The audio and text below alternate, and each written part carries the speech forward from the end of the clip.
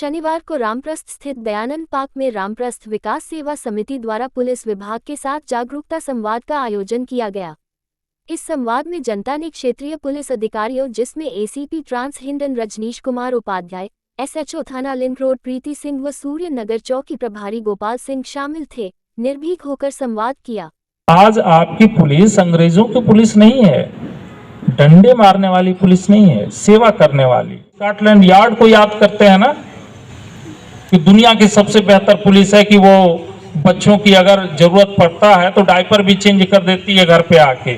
हम भी कर सकते हैं, लेकिन हमें वैसा मौका तो दिया जाए। पुलिस कभी सोती नहीं, आप जीडी उठा करके देख लीजिए, पुलिस नहीं सोती। वही हम करेंगे, बस हमारा काम करने का तरीका अलग होगा। या हम प्यार से बात कर रहे हैं क्योंकि आप लोगों ने बुलाया है, यही बात हम फिर जब थाने जाके करेंगे तो चेंज हो जाती है। बिल्कुल बिल्कुल। तो चाय, थाने की चाय मैं अपना पिलाऊंगी, वरना बाद में पीनी पड़ती है तो वो कष्टकारी होती है। इस दौरान संस्था के प्रधान कंवलजीत सिंह ने जनता के अनुरोध पर ब्लॉक की 3 मुख्य समस्याओं को अधिकारियों के समक्ष रखा, जिनमें रात को पुलिस गश्त बढ़ाना, झुग्गी के लोगों का पुलिस सत्यापन व झुग्गी में अवैध पार्किंग और ई-रिक्शा चार्जिंग पर प्रतिबंध लगाना शामिल था। समस्याओं का संज्ञान लेते हुए एसीपी साहब ने इन पर तुरंत कार्रवाई कर 1 हफ्ते में निदान का आश्वासन दिया। तीनों बिंदु अगले 1 हफ्ते में पूरे कर लिए जाएंगे। गश्त की प्लानिंग 24 घंटे में हो जाएगी, वेरिफिकेशन अगले 3 दिन में हो जाएगा, और ये जो कॉलोनी के बीच से ई रिक्शा आ रहे हैं, यह कानून व्यवस्था की स्थिति तो उत्पन्न करते ही हैं।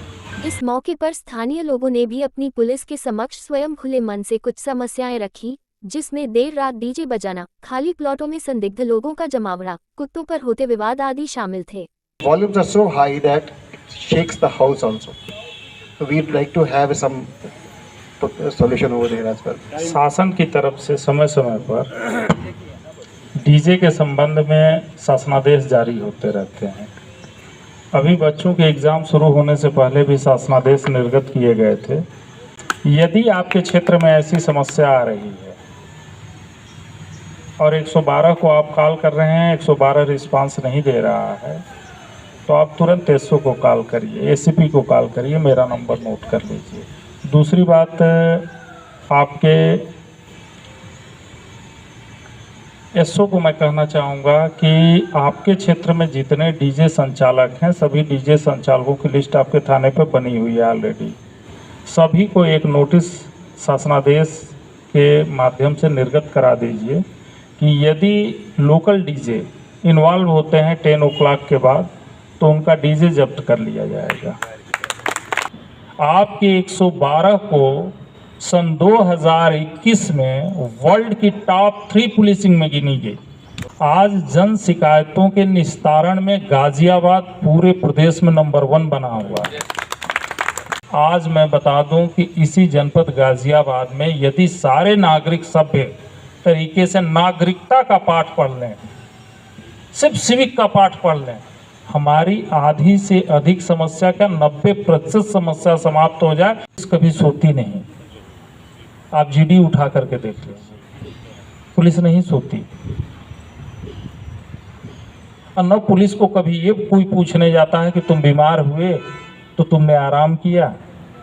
ऑपरेशन सवेरा के माध्यम से पूरे प्रदेश में आपका कमिश्नरेट गाजियाबाद अग्रणी है और ये लगातार रजिस्ट्रेशन चल रहा है। हम लोग लगभग 3 लाख प्लस हो चुके हैं, बुजुर्गों का रजिस्ट्रेशन करा रहे हैं, उससे तमाम सुविधाएं मिल रही हैं। हमने आधार कार्ड लिया, मोबाइल नंबर लिया, सब कुछ डायल 112 के माध्यम से उसकी फिटिंग की कार्रवाई चल रही है।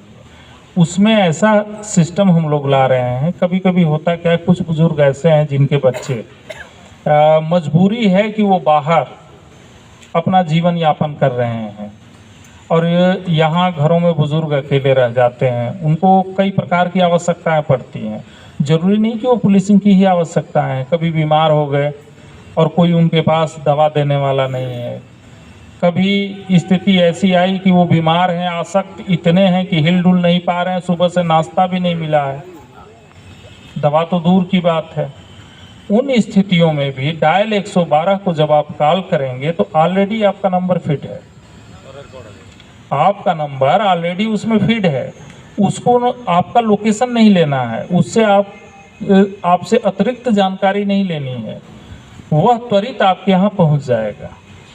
त्वरित सुविधा आपको मिलेगी और जिस प्रकार की सुविधा मतलब आपकी आवश्यकता होगी उस प्रकार की वो देगा। अगर हॉस्पिटल जाना है तो अपने वाहन से आपको हॉस्पिटल तक ले जाएगा। अगर बाहर से दवा मंगानी है तो वो दवा भी आप तक सुलभ होगी। ये बुजुर्गों के लिए एक विशेष सुविधा ऑपरेशन सवेरा के माध्यम से दी जा रही है। कि इस परिवेश में एक आम धारणा है कि पुलिस किसी को नहीं चाहिए और चाहिए सबको, लेकिन अच्छी किसी को नहीं लगती है, क्योंकि वर्दी के साथ इसकी कुछ बैड इमेजेस भी जुड़ी होती हैं। हर व्यक्ति हर एक संगठन में एक जैसे नहीं होते। कुछ लोग हैं जिनकी वजह से छवि खराब हुई है, लेकिन आज के परिवेश में छवि बदल रही है। जैसे कि आप लोगों ने यहाँ बुलाकर इतना सम्मान किया, तो ये हमेशा मन में रहेगा। चेकिंग के लिए उन्हें रोकते हैं तो वो अभद्र उल्टा व्यवहार हमारे साथ करने लगते हैं। जैसे हमने कोई अपराध किया हो कि आप मुझे जानते नहीं है, मैं यहाँ का हूँ, वहाँ का हूँ, या मैं इस पोस्ट पे हूँ। मूवी देखने जाते हैं फैमिली के साथ तो डाल देते हैं status movie watching movie way to Shimla, यानी कि हमने चोरों को खुली दावत दे दी है कि घर खाली है, आप आइए, हम शिमला में हैं। तो इस तरह की सूचनाएं हमें साझा नहीं करनी है। आप घूम के भी आए तो आने के बाद फ़ोटो आप शेयर कीजिए कि हम वहाँ घूम कर आए हैं। और सबसे दूसरी चीज़ें, जब आप घर छोड़ते हैं तो ये एक पोश एरिया है, जब आप घर छोड़ते हैं तो अपने पड़ोसी को एटलीस्ट बताएं कि हम कुछ दिन के लिए बाहर जा रहे हैं, आप थोड़ा देखिएगा। और सबसे महत्वपूर्ण है कि आप अपने यहाँ के क्षेत्र के बीट कांस्टेबल को जानिए कि आपके क्षेत्र में बीट कांस्टेबल कौन है। जो हमारी चीता या गाड़ी घूमती है वो आपके एरिया के बीट पुलिस अधिकारी हैं। आप उनसे जानिए, उनका कॉन्टैक्ट नंबर अपने मोबाइल में रखिए। जब भी आप लंबे दिन के लिए घर छोड़ रहे हैं तो आप एक मैसेज या कॉल उन्हें कर दीजिए कि मैं इस ब्लॉक में रहता हूँ, ये मेरा मकान नंबर है, और जब भी आप रात में राउंड पे आए तो थोड़ा मेरा घर भी आप देख लें। अभी कुछ घटनाएं हमारे यहाँ पे हुई थी, किसी ने मेड रखी है लेकिन उसका वेरिफिकेशन नहीं कराया और वो घर में रखे हुए पैसे का अमाउंट ज़्यादा था, मैं उसका नंबर ऑफ अमाउंट नहीं बताऊंगी, तो वो घर से लेके चली गई है और चली गई नेपाल, दूसरे देश में चली गई है। हमारे लिए लाना बड़ा मुश्किल है। तो जब भी आप किसी मेड को रखें तो उसका वेरिफिकेशन ज़रूर करा लें। साइबर फ्रॉड अगर किसी के आजकल एक कोई भी कॉल आती है, नॉन कॉल, OTP या कोई लिंक आता है, तो अगर किसी बस जल्दबाजी की वजह से या जाने अनजाने की वजह से आप उस लिंक या OTP को शेयर कर लेते हैं तो तुरंत 1930 आप डायल कर सकते हैं। 1930 आपका जो बैलेंस कटा है वो वहीं पर फ्रीज हो जाएगा। क्योंकि महिलाएं थोड़ा थाने पर आने में हिचकिचाती हैं कि हम थाने जाएंगे तो सोसाइटी के लोगों को पता चलेगा कि वो लोग थाने गए थे, कुछ बात हो गई है। तो इसके लिए आप मेरे नंबर डायल कर सेव कर लीजिए 9643 32 2924। तो जो हमने अपनी मेट्स रखी हुई हैं उसका एक ऐसा कैंप लग जाए जिसमें हमारे निवासियों को दिक्कत ना हो कि उनकी कैंपिंग कराने के लिए ये पुलिस अपने आपके लोगों के घर घर जाके वेरिफिकेशन कर सकती है। अगर आपको इसमें कोई प्रॉब्लम ना हो तो हमारे बीट कांस्टेबल आपके घर आएंगे। जैसे पासपोर्ट वेरिफिकेशन होती है उसी तरह से हम करेंगे, ताकि हम आपके घर जाएं तो थोड़ा मेड भी सोचे कि अच्छा पुलिस आई थी, मेरा वेरिफिकेशन करके गई है, तो मन में भय का भूत बना रहे। आपका वेरिफिकेशन कराया गया है तो कुछ भी आप गलत करेंगी तो आप पकड़ी जा सकती हैं। कॉलोनी में एक साधुओं का ग्रुप घूमता है, 5 से 6 साधु है, और न किसी से पैसा लेते हैं न कुछ और लेते हैं। लगातार 1 से 1.5 घंटा घूमते रहेंगे न खाने को कुछ लेंगे। अगली बार जब ऐसा हो तो आप एक कॉल हमें कीजिएगा, हम तुरंत आएंगे, ठीक है। अभी इन्हीं की तरह एक व्यक्ति यहीं सूर्यनगर में ही रहते हैं, उन्हें 2 लोग वहाँ उनकी गली में घूम रहे थे कि ताले चाबी ठीक कराओ। उन्हें उस पर डाउट हुआ कि इनके पास कोई बैग तो नहीं है, ऐसा कोई ताले चाबी कोई औजार भी नहीं है, केवल एक हैंड बैग है। और डाउटफुल लगा तो उन्होंने क्या किया, उन्हें दौड़ा के पकड़ लिया कुछ लोगों की मदद से। हमने वेरीफाई किया तो वो वास्तव में चोर थे, दिन में रैकी करने आते थे और रात में चोरी करते थे। तो इस तरह की घटनाएं अगर आपको लगता है कि इस तरह के कोई व्यक्ति जो संदिग्ध आप घूम रहे हैं, आपको पावर है, आप भी पकड़ के बैठा सकते हो, या फिर आप उन्हें वॉच करिए और तब तक हमें कॉल कर दीजिए। जो हमारी नज़दीकी पुलिस आपके आसपास होगी वो तुरंत आपको कवर करेगी। समस्या ये है कि यहाँ पे जो खाली प्लॉट्स पड़े हैं वहाँ पे अक्सर दिन में रात में हमेशा लोग बैठे रहते हैं। ये समस्या का समाधान आप देखिए क्या करेंगी। इसमें देखिए हम भी आप ही की तरह काम करेंगे, लेकिन हमारे काम करने में शायद वर्दी का कोई डर हो, तो इसलिए उनसे बात हो जाए, समझ में आ जाए। आप जितने भी इस तरह के प्लॉट्स हैं उन्हें चिन्हीकरण करके उनके जो प्लॉट्स मालिक हैं उनसे बात करें, और या तो उसकी बाउंड्री कराएं, नोटिस दे दीजिए आप, या तो बाउंड्री कराएं या फिर हम नगर निगम से इसमें कूड़ा डंपिंग कराना शुरू कर देंगे।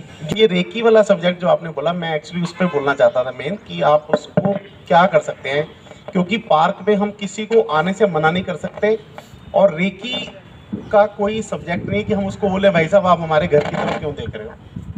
जी मैं देख रही थी अभी काफ़ी जगह पे कैमरे भी लगे हुए हैं, लेकिन दुर्भाग्य हमारा ये है कि वो कैमरे केवल आपके गेट की निगरानी कर रहे हैं। अगर उस कैमरे का प्रेमिसेस थोड़ा सा सड़क पे भी आ जाए, क्योंकि कोई भी व्यक्ति घटना करने आएगा तो वो पैदल नहीं आता है, घटना करेगा इस घर में तो वो करीब 10 घर पहले अपनी गाड़ी या व्हीकल जिस वाहन से भी आएगा वो वहाँ छोड़ देगा। तो जो कैमरे लगे हैं एक तो थोड़ा उसे सड़क की तरफ कीजिए, उसमें हमारी हेल्प होगी। मैं अपनी हेल्प के लिए कह रही हूँ कि आप हमारी हेल्प कीजिए, आपकी हेल्प के लिए तो हम हैं ही। बाकी जो रेकी वाली जो आप बता रहे हैं उसके लिए कोई रेकी एक दिन में नहीं होती है कि एक दिन में बैठी और मैंने चेक किया, एक दिन में व्यक्ति जरूरी नहीं है कि 3 बजे आए तो वो डेली 3 बजे आता होगा। तो रेकी करने के लिए भी प्रॉपर 3-4 दिन का समय लगता है या 2 दिन का लगता है। अगर यहाँ पे आप जो भी लोग मौजूद हैं लगता है कि रेकी कर रहा है या सस्पेक्टेड है तो तुरंत आप सूचना दीजिए।